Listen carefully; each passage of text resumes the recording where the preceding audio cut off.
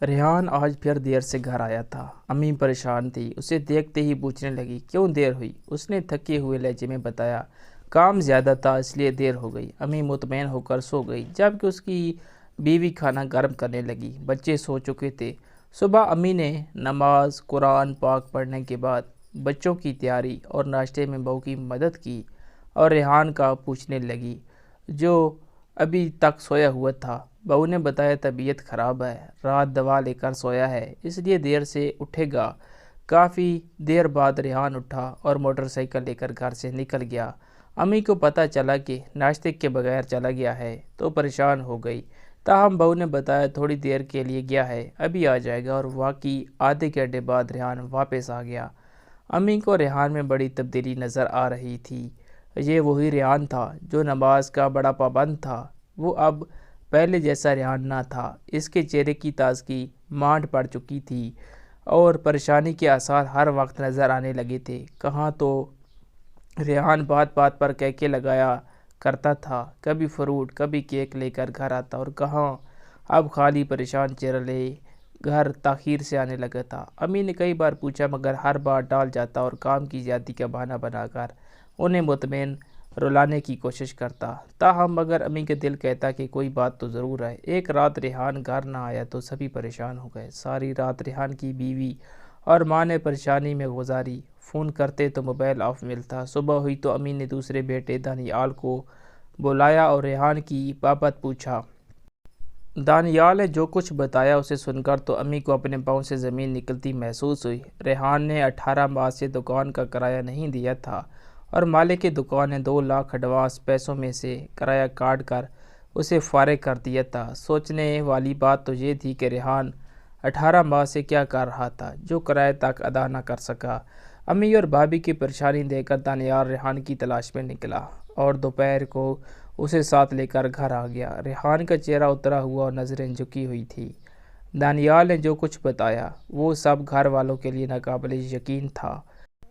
ریحان جوا کھیلتا تھا اور ایک بڑی رقم جوئے میں ہارنے کی وجہ سے کرایہ ادا نہیں کر سکا تھا اور اب بے روزگار بیٹھا تھا۔ اچانک افتاد پڑنے سے سبھی پریشان تھے کہ دروازے پر دستک ہوئی۔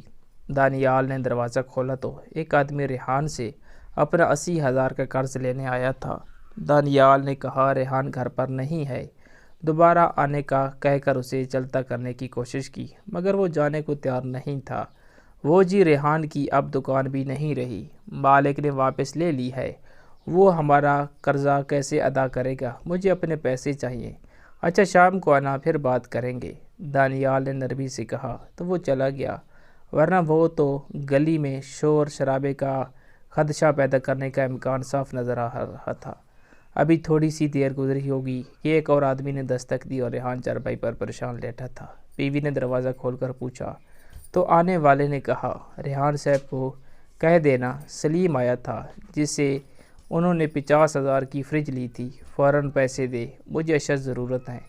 جی بھائی بتا دوں گی، کہہ کر بیوی نے دروازہ بند کر دیا۔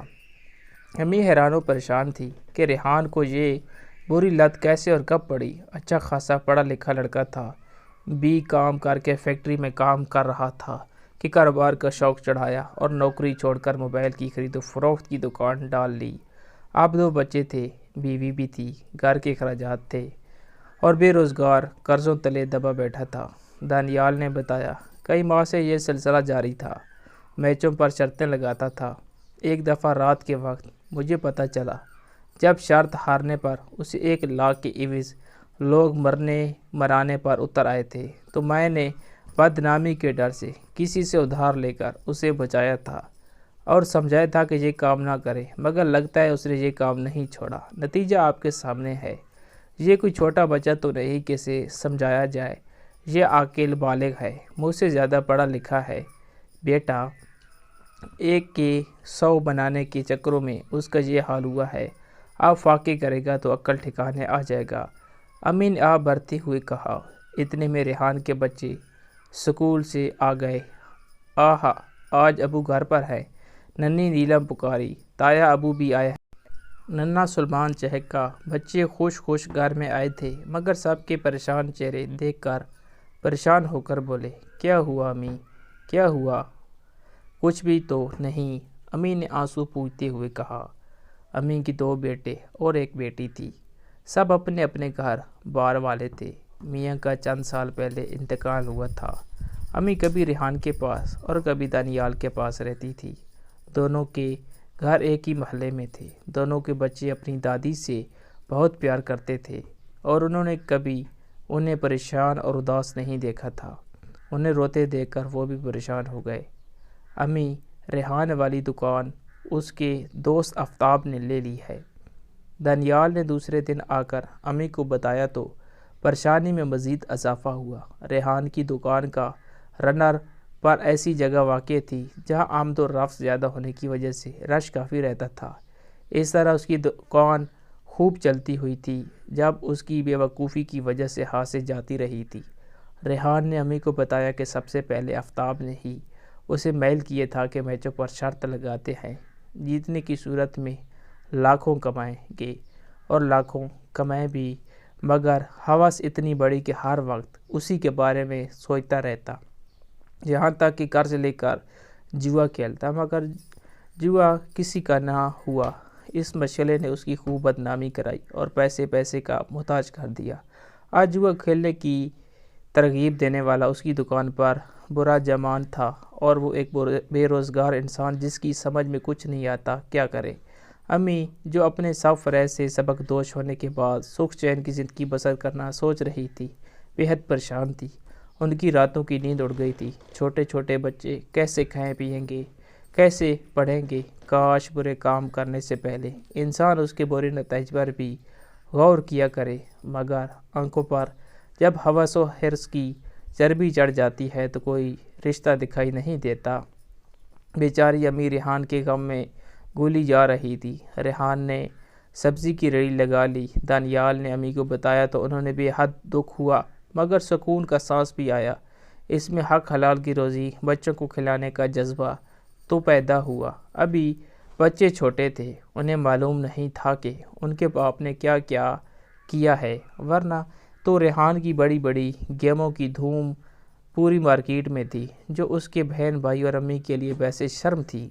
ان کو اس معاشرے کا سامنا کرنا تھا جو یہ کہتا تھا کہ ان کا بیٹا جواری ہے، ان کا بھائی جواری ہے، مگر معاشرہ یہ نہیں بتاتا کہ اس کو اس حال میں کس نے اور کیسے پہنچایا۔ کوئی بہن یا کوئی بھائی یہ نہیں چاہتا کہ اس کا بھائی حرام اور قابل نفرت کام کرے، مگر معاشرہ کسی کی سزا کو دیکھتا ہے۔ جرم ایک شخص کرتا ہے مگر سزا پورے خاندان کو تانے دشنوں کی صورت میں بھگتنا پڑتی ہے۔ اس کے بچوں کو بھی یہ سزا مل سکتی ہے۔ اسی ایک بات نے ریحان کو ریڑھی لگانے پر مجبور کیا تھا۔ محنت میں کوئی آر نہیں، اچھے حالات مشکل ہیں تو کل اچھے دن بھی آ جائیں گے۔ امی نے سوچا اور نماز پڑھنے کی تیاری کرنے لگی۔ آج انہوں نے اپنے رب کا شکر ادا کرنا تھا جس نے ان کے بیٹے کو جوئے کی دلدل سے نکال باہر کیا تھا اور ہدایت کا راستہ دکھایا تھا۔